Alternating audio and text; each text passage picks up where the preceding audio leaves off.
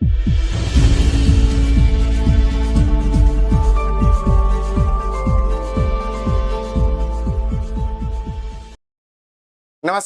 मैं मयंक मिश्रा स्वागत करता हूं आपके अपने YouTube चैनल पे। पिछले लेक्चर में हम लोगों ने शास्त्रीय सिद्धांत को समझा था कि आखिर ये क्या है। इसके पिछले लेक्चर में हमने टेलरवाद को समझा था। आज हम जो शास्त्रीय सिद्धांत के प्रमुख विचारक हैं, जिनका नाम है हेनरी फ्योल, उनके सिद्धांतों को समझेंगे। तो आइए शुरू करते हैं हेनरी फ्योल को। तो ये हेनरी फ्योल, अगर आपको 3 नंबर में लिखने को आ जाए कि हेनरी फ्योल कौन थे, तो आप बताइएगा कि एक शास्त्रीय विचारक। मैंने बताया था कि जो शास्त्रीय विचारक थे उन्होंने संगठन को के संरचना पे बात की और उस संगठन के संरचना में वैज्ञानिकता की बात की। तो फ्योल उसमें प्रमुख हैं जो मानेंगे कि संरचनावादी होना चाहिए, यानी कि हर एक संगठन एक संरचना के हिसाब से होना चाहिए। एक टॉप पे होना चाहिए, फिर उसके अधीनस्थ होना चाहिए, फिर उसके अधीनस्थ कोई हो, फिर उसके अधीनस्थ कोई हो। इस प्रकार एक संरचना हो, इस संरचना में किस प्रकार कौन कार्य करेगा यह निर्धारित हो। और जब कोई किसी कार्य का निर्धारण करता है कि यह इकाई इस प्रकार कार्य करेगी, तो उसको प्रकारवादी कहते हैं या प्रकारवाद कहते हैं। तो हेनरी फ्योल प्रथम प्रकारवादी हैं प्रबंधन के क्षेत्र में, जिन्होंने संगठन को एक तरीके से एक हिस्सा माना कि हर एक इकाई उसमें मदद करती है, हर इकाई अपना कार्य करती है, और जब हर इकाई अपना कार्य करेगी तो संगठन का कार्य बेहतर होगा। अब देखिए, तो क्या हमको लिखना है? हेनरी फ्योल शास्त्रीय विचारक, जो हम समझा चुके हैं आपको, प्रकारवादी संरचनावादी विचारक के रूप में जाने जाते हैं। तो फ्योल कैसे विचारक है? तो शास्त्रीय विचारक है, प्रकारवादी विचारक है, और यहां कहा जाता है कि प्रबंधन के प्रथम प्रकारवादी विचारक है, साथ में संरचनावादी विचारक माने जाते हैं। इन्होंने सामान्य प्रबंधन के सिद्धांत दिए हैं, और इनके जो सामान्य प्रबंधन के 14 सिद्धांत हैं। कितने सिद्धांत हैं? 14 सिद्धांत हैं, जिनको हम आगे पढ़ेंगे। तो ये जो 14 सिद्धांत हैं, इनके वजह से ही इनके विचार को फ्योलिज्म के नाम से जाना जाता है। 3 नंबर में यह भी पूछा जा सकता है कि फ्योलिज्म क्या है। तो फ्योलिज्म वह विचारधारा है जो कि हेनरी फ्योल की है, जिसमें प्रबंधन के 14 सिद्धांत सम्मिलित हैं। 14 सिद्धांत यह बताते हैं कि एक संगठन में प्रबंधन को कैसे किया जाएगा। इसको हम आगे समझेंगे। इसके पहले हम देखें कि हेनरी फ्योल किसी संगठन में किस प्रकार की गतिविधियां होती हैं, उस गतिविधियों को उन्होंने 6 भागों में विभाजित किया गया है। तो अगर कभी मान लीजिए 5 नंबर पूछ दे कि हेनरी फ्योल के द्वारा प्रबंधकीय कार्यों को किन गतिविधियों में विभाजित किया गया है, तो आप बताओगे कि 6 गतिविधियां हैं जिसको हेनरी फ्योल ने विभाजित किया है। इसमें पहली गतिविधि समझिए टेक्निकल, है ना। जैसे कि उत्पादन के लिए भी तकनीकी ज्ञान होना चाहिए कि किस प्रकार काम करेंगे कि उत्पादन बढ़ेगा। निर्माण, कोई चीज बना रहे हैं तो उसके लिए हमारे पास टेक्निकल नॉलेज होना चाहिए। अनुकूलन, कि कौन से वातावरण में हम काम करेंगे तो हमको बेहतर रिजल्ट मिलेगा, बेहतर परिणाम मिलेगा, वह भी इसमें शामिल है। साथ में वाणिज्यिक गतिविधि है। वाणिज्यिक गतिविधि आप जानते हैं, कॉमर्शियल एक्टिविटीज, जिसमें खरीदना होता है, बेचना होता है, तो वो गतिविधि भी किसी भी संगठन में होता है।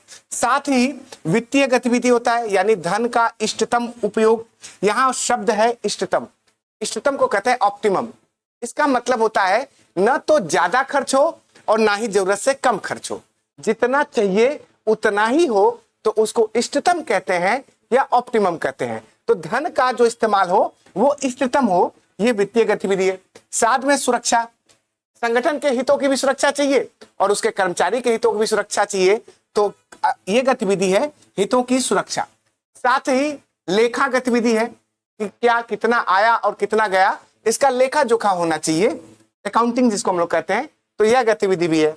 और सबसे महत्वपूर्ण प्रबंधकीय गतिविधि, प्रबंधकीय आपको पता ही है, प्रबंधन, और प्रबंधन में पता है योजना शामिल होता है, यानी प्लानिंग शामिल होता है, क्या करना है, कब करना है, कैसे करना है, ये प्रबंधकीय गतिविधि है।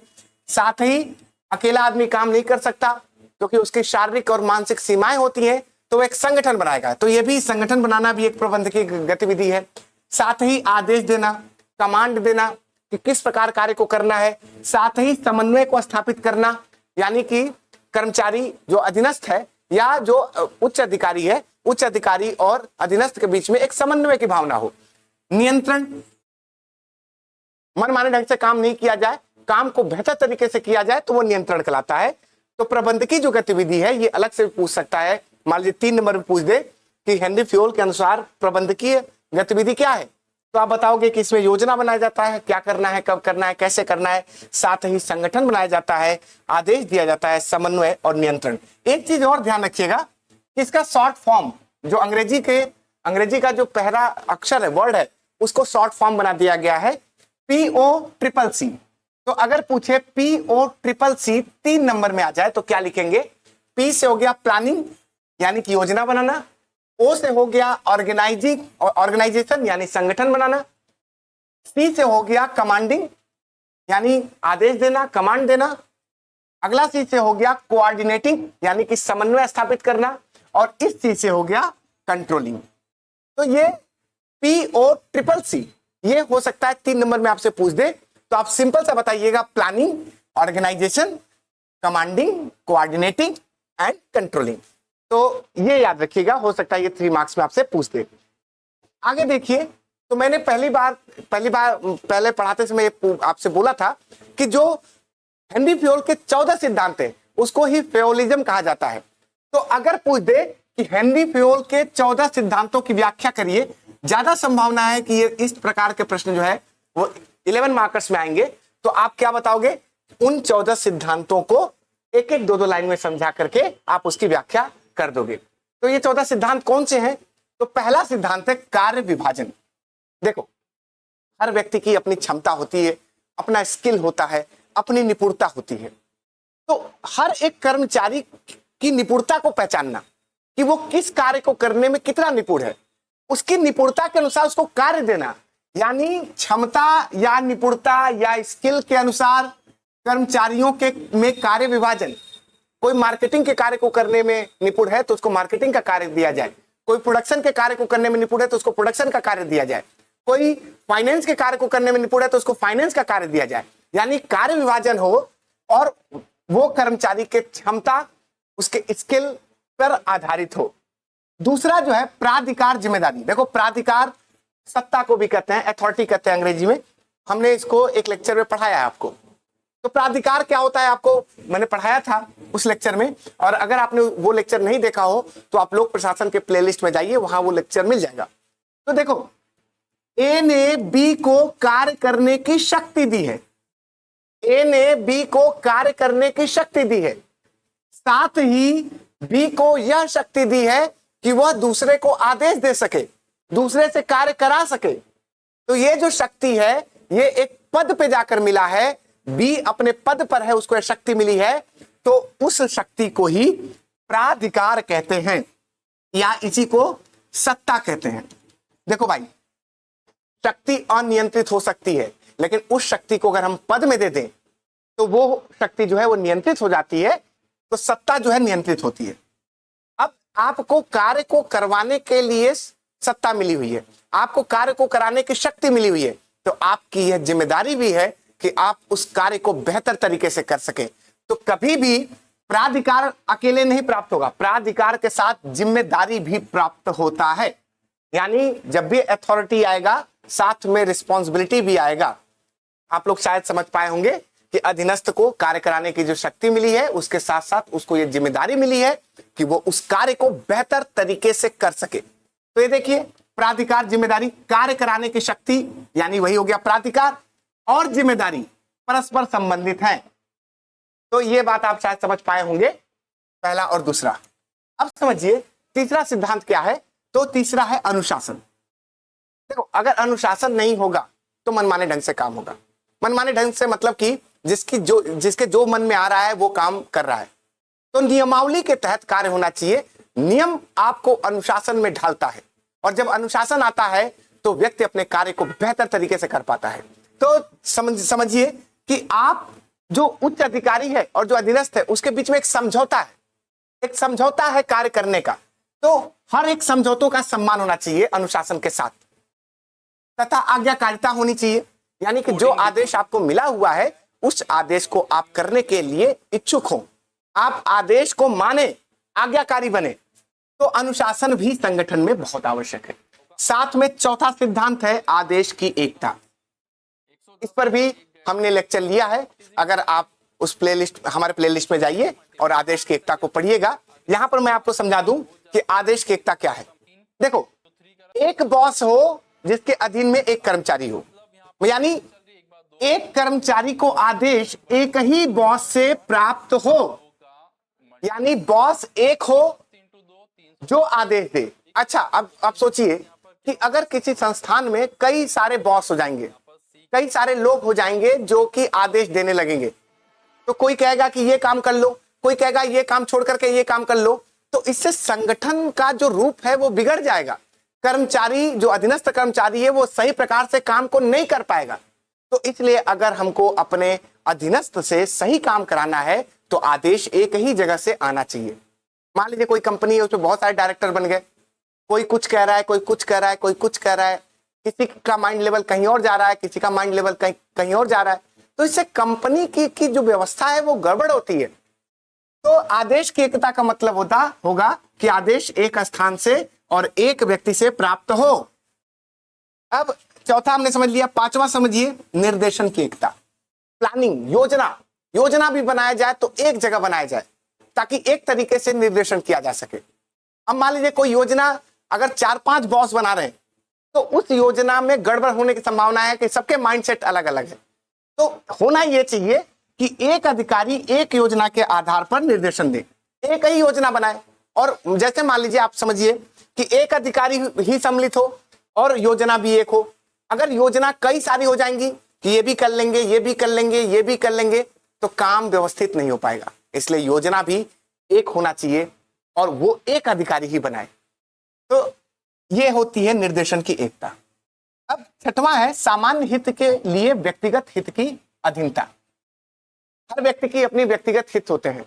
हर व्यक्ति चाहता है कि हम फायदे में रहें, लाभ में रहें, लेकिन ये व्यक्ति का लाभ संस्थान के लाभ से ऊपर न हो। संस्थान का लाभ सर्वोपरि होना चाहिए, व्यक्ति का लाभ उसके नीचे होना चाहिए। तो यही है कि व्यक्तिगत हित संगठन के हित से बड़ा न हो, हमेशा संगठन का हित ही बड़ा हो। चलिए आगे समझिए। सातवें सिद्धांत पर अगर हम विचार करें तो कार्मिक का पारिश्रमिक। देखो भाई, अगर आप काम कर रहे हो तो आपको पारिश्रमिक चाहिए, और अगर पारिश्रमिक न्यायोचित नहीं होगा, यानी जो काम कर रहे हैं उस काम के हिसाब से अगर आपको पारिश्रमिक नहीं मिलेगा तो आपका मन नहीं लगेगा काम करने के लिए। तो कार्य को कराने के लिए जो पारिश्रमिक हो वो न्यायोचित हो, यानी जितना निर्धारित है उतना हो। तो कार्मिक का पारिश्रमिक तय होना चाहिए और न्याय के अनुसार होना चाहिए। जितना कार्य उतना पैसा होना चाहिए। आठवां है केंद्रीकरण। देखो, केंद्रीकरण क्या होता है? जब सत्ता एक हाथ में होती है, केंद्र में होती है, तो उसको कहते हैं केंद्रीकरण। अब देखिए, कुछ मामले केंद्रीकृत होने चाहिए। जो उच्च अधिकारी है, अगर वो सत्ता अपने हाथ में लेता है तो वो पूरी तरह से केंद्रीकृत हो जाता है। लेकिन कुछ मामलों में उच्च अधिकारी को ही फैसले लेने चाहिए, यानी कुछ सिद्धांत, कुछ नियम उच्च अधिकारी के द्वारा ही बनाए जाने चाहिए और फिर उनको अधीनस्थों को दे देना चाहिए। तो इसको कहते हैं केंद्रीकरण। तो पहल, प्लानिंग हो, चाहे कोई सिद्धांत बनाना हो, वो शीर्ष प्रबंधकों द्वारा निर्धारित हो। जो ऊपर बैठे हुए प्रबंधक हैं वो जो है पहल करें, वो प्लानिंग बनाएं ताकि उसके अधीनस्थ उनके आधार पे काम कर सकें। तो ये है केंद्रीकरण। साथ में 9वां है स्कॉलर चेन। अब मैंने बताया कि एक पद सोपान होता है, एक वरिष्ठ होता है ए, उसके अधीन होता है बी, उसके अधीन होता है सी, उसके अधीन होता है डी। तो देखो, बी ए के अधीन है, सी बी के अधीन है, डी सी के अधीन है। तो इस प्रकार एक स्कॉलर चेन की बात कर रहे हैं हेनरी फ्योल। तो यहां आप देखिए, संगठन में क्या होना चाहिए? एक श्रृंखला होनी चाहिए, उच्चतम से निम्न तक वरिष्ठों की श्रृंखला हो।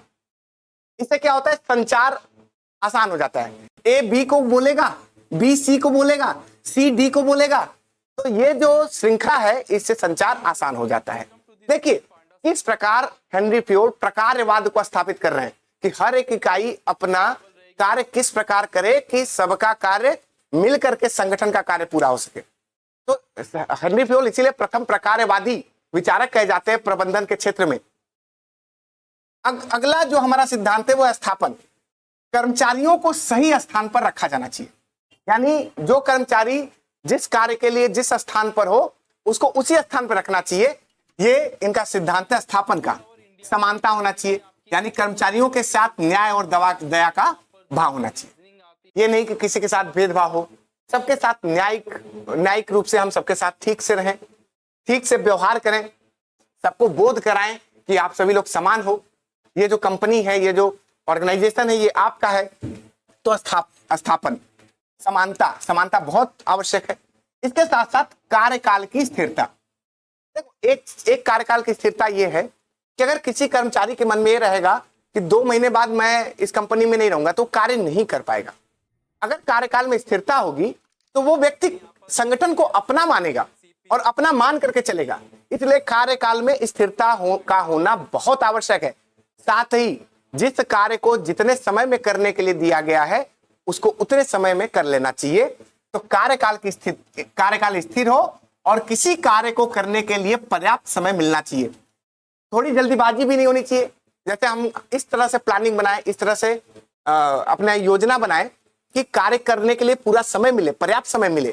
तो ये आपको होना चाहिए। 12वां नियम है कार्यकाल की स्थिरता। साथ ही पहल की बात करें, देखो पहल, इनिशिएटिव कहते हैं इसको। तो पहल को हम कैसे डिफाइन करेंगे, आप ध्यान समझना कि हम अधीनस्थों से कभी कोई चीज पूछते नहीं है। अधीनस्थ कर्मचारी इससे अलगाववाद की फीलिंग करता है। अलगाववाद मतलब उसको लगता नहीं कि मैं इस कंपनी का हिस्सा हूं। इसलिए कुछ मामलों में अधीनस्थ को फैसले लेने चाहिए, उसको पहल करना चाहिए। और आप इतनी छूट दें कि अधीनस्थ पहल कर सके, तो अधीनस्थों की पहल भी आवश्यक है। तो कर्मचारियों को नए कार्यों और रणनीति के लिए पहल करना चाहिए और उनको यह बताना चाहिए कि भाई साहब, अगर यह समस्या है तो आप इसका निवारण कैसे कर पाएंगे। तो अधीनस्थ को भी जब फैसले लेने का अधिकार मिलेगा तो वो कार्य को बेहतर तरीके से कर पाएगा। अगला देखिए, ये बहुत महत्वपूर्ण है, एस्प्री डिकोर, इसको डी कहते हैं, DED, एस्प्री डिकोर। ये क्या है, तो ये समन्वय, सामंजस्य बताता है कि संगठन और कर्मचारियों के बीच में सामंजस्य होना चाहिए, कोई भी अलगाववाद की फीलिंग ना हो। तो उच्च अधिकारी अपने अधीनस्थ अधिकारी के साथ समन्वय बनाए, अधीनस्थ अपने उच्च के साथ समन्वय बनाए, और जितने भी कर्मचारी हैं वो संस्थान के साथ समन्वय बनाए। यही जो है 14वां नियम कहता है, जिसको याद रखिएगा, एस्प्री डकोर कहते हैं। ड को अंग्रेजी में डी से ड बन गया है ना, यहाँ पर ड लिख दिया गया। एक्चुअल में ये एस्प्री डिकोर है। तो यहाँ पर जब हिंदी में लिखते हैं तो ड लिख देते हैं। तो ये आपको समझ में आ गया होगा। तो ये है हेनरी फ्योल के 14 सिद्धांत। इन सिद्धांतों के वजह से ही हेनरी फ्योल का जो सिद्धांत है वो फ्योलिज्म कहलाता है। और ये बहुत महत्वपूर्ण है 14 सिद्धांत। ये शास्त्रीय विचारधारा में आते हैं और शास्त्रीय विचारधारा के प्रमुख विचारक के रूप में हेनरी फ्योल को माना जाता है।